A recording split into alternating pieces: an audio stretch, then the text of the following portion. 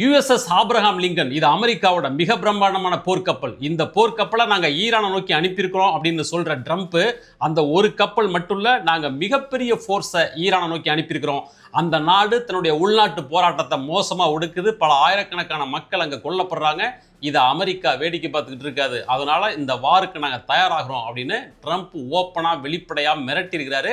அவருடைய நாட்டின் படைகள் ஈரானை நோக்கி படையெடுக்க ஆரம்பிச்சிருச்சு. அந்த யுஎஸ்எஸ் ஆப்ரஹாம் லிங்கன் அப்படின்ற அந்த போர்க்கப்பல் மேற்காசிய பகுதியிலிருந்து ஈரானை நோக்கி நகர்ந்து வர ஆரம்பிச்சிருச்சு. அந்த ஒரு போர்க்கப்பல் மட்டும் இல்லை, இன்னும் பல படைகள் ஈரானை சுற்றி வட்டமிட ஆரம்பிச்சிருச்சு.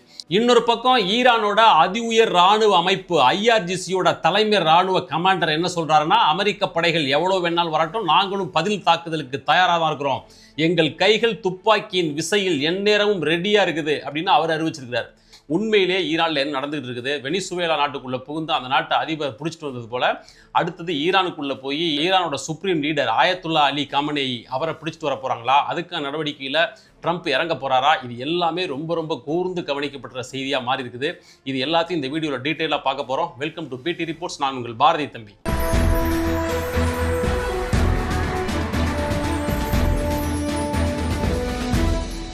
ஈரானுக்கும் அமெரிக்காவுக்கும் இடையில இருக்கிற இந்த பகைக்கு ஒரு 60-70 வருஷ வரலாறு இருக்குது. ஈரான்ல எண்ணெய் வளம் கண்டுபிடிக்கப்பட்டதுலேருந்து ஆரம்பிச்ச பிரச்சனை இது. சொல்ல போனா ஈரான்ல தான் வளைகுடா நாடுகள்லேயே முதல்ல எண்ணெய் வளத்தை கண்டுபிடிச்சாங்க. நியாயமா அந்த எண்ணெய் வளத்தோட எல்லா ஆதாயமும் ஈரானுக்கு தான் போய் சேர்ந்துருக்கணும். ஆனா அந்த எண்ணெய் வளத்தை கண்டுபிடிக்கிறதுக்கு உதவுன இங்கிலாந்து நாடு மொத்தத்தையும் தனதாக்கிக்கிட்டு சுரண்டாங்க.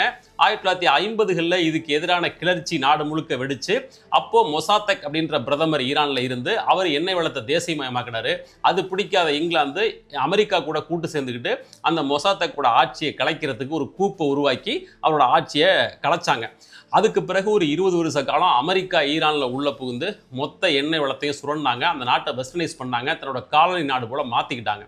அதுக்கு பிறகு 1979 ஈரான்ல நடந்த மிகப்பெரிய இஸ்லாமிக் ரெவல்யூஷன்ல ஒரு தனிப்பெரும் தலைவராக உருவாகி வந்தார் ஆயத்துல்லா கோமேனி.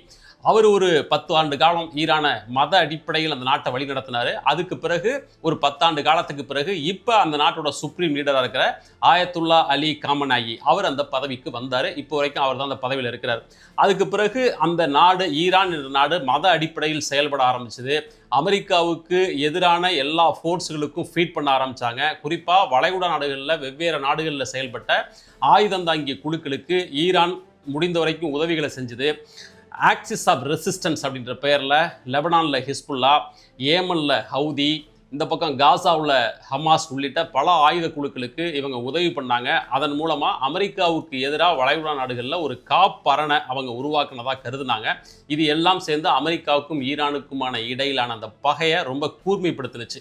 அதுக்கு பிறகு ஈரான் நாட்டு மேலே அமெரிக்கா விதித்த எத்தனையோ பொருளாதார தடைகள், கணக்கில்லாத பொருளாதார தடைகள், அதனால அந்த நாடு பொருளாதார ரீதியாக அடுத்த ஸ்டெப்புக்கு போக முடியாமல் தொடர்ந்து பின்னடைஞ்சுக்கிட்டே போணுச்சு. அதோட உச்சகட்டமாக கடந்த ஓராண்டுகளாக ஈரானில் பொருளாதார நிலைமை படுமோசமாக போய் டாலருக்கு நிகரான ஒரு ரியாலோட மதிப்பு லட்சக்கணக்கான ரியால் அப்படின்ற அளவுக்கு பல்கி பெருகிடுச்சு. இப்போ இந்தியாவில் ஒரு டாலருக்கு நிகரான இந்திய ரூபாயோட மதிப்பு 91 ரூபா 92 ரூபா. ஆனால் இன்னைக்கு நிலைமையில் ஈரானில் ஒரு டாலருக்கு நிகரான ரியாலோட மதிப்பு 14 லட்சம் ரியால், அந்த அளவுக்கு ஜாஸ்தி ஆயிடுச்சு. இதையெல்லாம் ஒட்டி அந்த நாட்டில் போராட்டங்கள் வெடிக்குது. பல ஆயிரக்கணக்கானோர் கைது, பல நூறு பேர் சுட்டு கொல்லப்பட்டாங்க. இதை ஒட்டி அமெரிக்காவோட தலையீடு ஈரானுக்குள்ள அதிகரிக்குது. அங்கே மனித உரிமை மீறல் நடக்குது. அரசுக்கு எதிராக யாரும் போராடினா அவங்கள இப்படி மோசமான முறையில் கையாளுறாங்க, இதை அமெரிக்கா பார்த்துட்டு இருக்காது அப்படின்னு தொடர்ந்து ட்ரம்ப் மிரட்ட ஆரம்பித்தார். அதோட உச்சகட்டமாக தான் இப்போது ஒரு வார் கப்பலை அனுப்பி ஈரானுக்கு மிரட்டல் எடுத்திருக்காரு. நாங்கள் ஈரான் மீது தாக்குதல் நடத்துவோம் அப்படின்ற அளவுக்கு அறிவிச்சிருக்கிறார். இதெல்லாம் கடந்த கால கதைகள். இப்போ என்ன நடக்குது அப்படின்னு பார்த்தோம்னா, இப்போ ட்ரம்ப் சொல்லியிருக்கிறார் இல்லையா, அமெரிக்காவோட போர்க்கப்பல் ஈரானை நோக்கி போகுது அப்படின்னு. அது வெஸ்ட் ஏசியாவிலேருந்து ஈரானை நோக்கி நகர ஆரம்பிச்சிருச்சு. எப்போ அங்கே போய் ரீச் ஆகும் அப்படின்னு தெரியல. வார்ஷிப்பெல்லாம் ட்ராக் பண்ணுறதுக்கு ஒரு ஜிபிஎஸ் தளங்கள் பல இது இருக்குது. அதை ட்ராக் பண்ணி பார்த்தோம்னா இந்த கப்பலை ட்ராக் பண்ண முடியல. அதை ஏதோ மறைச்சு வச்சிருக்கிறாங்க.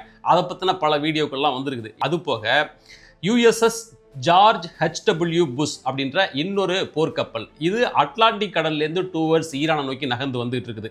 இந்த 2 போர்க்கப்பல்கள்லையும் டோமாஹாக் மிசைல் அப்படின்னு ஒரு ஏவுகணை. இந்த ஏவுகணை 2500 கிலோமீட்டர் தூரத்துக்கு பாய்ந்து தாக்கக்கூடியது. அந்த ஏவுகணையில தாக்கி தான் இந்த வார்க்கப்பல் ரெண்டும் வந்துட்டு இருக்கு. சரி, ஈரானோட மிலிட்டரி ஸ்ட்ரென்த் என்ன, அவங்க எந்த அளவுக்கு இதுக்கு ப்ரிப்பேர்டா இருக்காங்க அப்படின்னு பார்த்தோம்னா, நம்ம எல்லாருக்கும் தெரியும் ஈரான்ல பாலிஸ்டிக் ஏவுகணைகள் இருக்கு. அது மிக மிக தூரமா சென்று தாக்கக்கூடிய கேப்பபிலிட்டி உள்ள ஏவுகணைகள். கடைசியா இஸ்ரேல் கூட நடந்த அந்த 12 நாள் யுத்தத்தில் பாலிஸ்டிக் ஏவுகணைகளை எக்கச்சக்கமா ஈரான் இஸ்ரேல் மேல ஏவுனாங்க. கிட்டத்தட்ட 2000 கிலோமீட்டரை தாண்டி தாக்கக்கூடிய திறன் கொண்ட ஏவுகணைகள் அதெல்லாம். அவங்களோட ரேஞ்சுக்கு ஈரான்லேருந்து இந்த ஏவுகணை 12 நிமிஷத்தில் இஸ்ரேலை போய் தாக்கிட முடியும். அந்த அளவுக்கு வேகமாக போகக்கூடிய ஏவுகணைகள் அது. HP-9B long range air defence system. இந்த சிஸ்டத்தை சைனா கூட வாங்குறதுக்கு பேச்சுவார்த்தை ஈரான் நடத்திட்டு இருக்கு அப்படின்னு டெஹ்ரான்ல இருந்து வருகிற பல ஊடகங்கள் இதை பற்றி குறிப்பிட்டிருக்கு. அதுபோக இன்னொரு முக்கியமான விஷயம் இதில் டிபேட்டில் இருக்கிறது என்ன அப்படின்னாக்க, இஸ்ரேலுக்கும் ஈரானுக்கும் சில மாதங்களுக்கு முன்னாடி நடந்த அந்த 12 நாள் யுத்தத்தில் ஈரானுக்கு சொந்தமான பல ஏவுகணை தளங்களை இஸ்ரேல் அழிச்சிருச்சு. முக்கியமாக ஈரானோட பலம் அப்படின்னு சொல்லப்படுகிற அந்த பாலிஸ்டிக் ஏவுகணைகளை ஏவுகிற அந்த ஏவுகணை தளத்தை எல்லாத்தையுமே இஸ்ரேல் அழிச்சிட்டாங்க அப்படின்னு அப்போ சொல்லப்பட்டுச்சு. பட் இப்போ வந்திருக்கிற செய்தி என்ன, ஈரான் தரப்பில் இதை பற்றி என்ன சொல்கிறாங்கன்னா, மொத்தம் 21 ஏவுகணை தளங்கள் ஈரானில் இருக்குது. அதிலிருந்து தான் இந்த பாலிஸ்டிக் ஏவுகணைகளை ஏவுறாங்க. அந்த 21ல் 16 ஏவுகணை தளங்களை ஈரான் ரிப்பேர் பண்ணிடுச்சு with help of North Korea அப்படின்னு பல செய்திகள் சொல்லுது. ட்ரம்ப்பை பொறுத்தவரையிலும் வெனிசுவேலா நாட்டுக்குள்ளே புகுந்து அந்த நாட்டோட அதிபர் நிக்கோலஸ் மதுராவை கடத்திட்டு வந்து அந்த சக்ஸஸில் அவர் இருக்கிறார். அதே போல் இப்போ ஈரானுக்குள்ளே புகுந்து ஈரானோட சுப்ரீம் லீடர் ஆயத்துல்லா காமனாயியை கடத்திட்டு வரலாம் அப்படிங்கிறது அவருடைய ஒரு நோக்கமாக இருக்கலாம். அந்த எண்ணத்தில் தான் ஈரானை சுற்றி இப்போ போர்க்கப்பல், அவங்களுடைய இராணுவ பேஸில் பல ஆயிரக்கணக்கான வீரர்களை தயார்படுத்துறது, இந்த எல்லா நடவடிக்கையும் அவர் பண்ணிட்டு இருக்கிறார். ஆனால் அது அவ்வளோ சீக்கிரம் நடக்க வாய்ப்பே இல்லை. ஈரானோட அதி உயர் இராணுவ அமைப்பான IRGC மற்றும் அதோடைய ரெகுலர் இராணுவம் இது ரெண்டும் ரொம்ப கீனாக தீவிரமாக இருக்கிறாங்க. கடந்த ஒரு சில மாதங்களாகவே சுப்ரீம் லீடர் ஆயத்துல்லா காமினேயி எங்கே இருக்கிறாரு அப்படிங்கிறதே ரகசியமாக வைக்கப்பட்டிருக்கு. அதனால் அவரை பாதுகாப்பதில் இராணுவம் ரொம்ப தீவிரமாக இருக்கும். அது அவ்வளோ எளிதாக நடந்துடாது. அதை தாண்டி இந்த அட்டாக் நடக்குது அப்படின்னா அது ஏற்படுத்தக்கூடிய பாதிப்பு இருக்கு இல்லையா, அது மிக மிக மோசமானதாக இருக்கும். மற்ற இஸ்லாமிய நாடுகள் இதில் என்ன ஸ்டேக் எடுக்க போகிறாங்க, யார் பக்கம் நிற்க போகிறாங்க அப்படிங்கிறது ரொம்ப ரொம்ப முக்கியம். முக்கியமாக அமெரிக்காவோட இராணுவ தளங்கள் அமைந்திருக்கிற Qatar, UAE, Saudi Arabia, Jordan, இந்த மாதிரியான அந்த அரபு நாடுகள் என்ன ஸ்டாண்ட் எடுக்க போகிறாங்க அப்படிங்கிறத இதில் பார்க்கணும். ஈரான் ரொம்ப தெளிவாக ஒரு விஷயத்தை கிளியர் பண்ணியிருக்குது. அது என்னன்னாக்க, எங்கள் நாட்டு மீது நடத்தப்படுகிற சின்னஞ்சிறிய தாக்குதலையும் ஒரு வாரா கருதி தான் நாங்கள் ரெட்டாலியேட் பண்ணுவோம் அப்படின்னு சொல்லியிருக்கிறாங்க. அது மட்டும் இல்லை, அப்படிப்பட்ட பதில் தாக்குதல் அமெரிக்காவுக்கு எதிரானதாக மட்டும் இருக்காது. மாறா எந்தெந்த நாடுகளிலிருந்து இராணுவ தளம் அமைத்து அமெரிக்கா தன் நாட்டு மீது தாக்குதல் நடத்துகிறதோ அந்த எல்லா நாட்டையும் நாங்கள் எதிரி நாடாக கருதி தான் தாக்குதல் நடத்துவோம் அப்படின்னு ஈரான் சொல்லியிருக்குது. அது எந்த அளவுக்கு சாத்தியம் அப்படின்னு தெரியல. ஏன்னா இப்போது அமெரிக்காவோட இராணுவ தளம் ஈரானை சுற்றி இருக்கிற எல்லா நாடுகள்லையும் இருக்குது. இங்கே கத்தாரில் ஆரம்பித்து சவுதி அரேபியா, குவைத்துன்னு வரிசையாக எல்லா நாடுகள்லையும் இராணுவ தளம் வச்சுருக்குது அமெரிக்கா. எல்லாத்துலேருந்தும் அவங்க மிசைலை ஏவி இல்லை வேறு ஏதோ விமானங்களை பயன்படுத்தி தாக்குதல் ஈரான் மீது நடத்துகிறாங்க அப்படின்னா, எல்லா நாடுகள் மீதும் ஈரான் பதில் தாக்குதல் நடத்த முடியுமா? அப்புறம் ஒட்டுமொத்த வளைகுடா நாடுகளுக்கும் எதிரான ஒரு யுத்தமாக ஈடுபடுறதுக்கு ஈரானால் முடியுமா? அவ்வளோ பெரிய இராணுவ பலம் இருக்கா அப்படின்னா இல்லை. ஆனால் ஈரானுக்கு இது ஒரு வாழ்வா சாவா போராட்டம் போல் இருக்குது.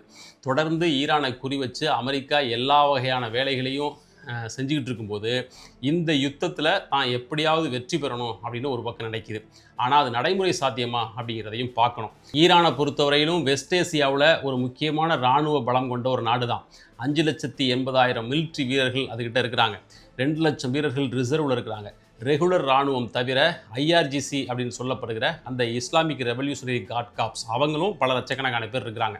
இதெல்லாம் இருந்தாலும் கூட உலகத்தோட மிக பிரம்மாண்டமான மிலிட்ரி ஃபோர்ஸை கையில் வச்சுருக்கிற அமெரிக்கா, அவங்களுக்கு சப்போர்ட் பண்ணுற இஸ்ரேல், UK, இப்படி உலகத்தோட வலிமையான சக்திகள்லாம் ஒன்று சேர்ந்து ஈரான் மீது அட்டாக் நடத்தும்போது இவங்க எல்லாரையும் ஒரே நேரத்தில் பகைச்சிக்கிட்டு எதிர்த்து தாக்குதல் நடத்துகிற வலிமை ஈரானுக்கு இருக்கா அப்படின்னா அது சந்தேகத்திற்குரியது தான்.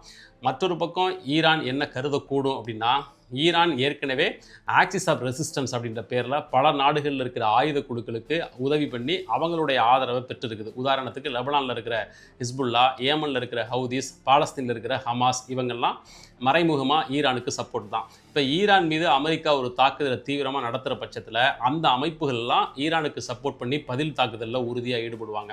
அப்படி ஒரு ப்ராக்ஸி வார ஈரான் நடத்தக்கூடும். அப்படி நடக்கும் உறுதியாக. அதை அமெரிக்காவும் எதிர்பார்த்து தான் இருக்குது.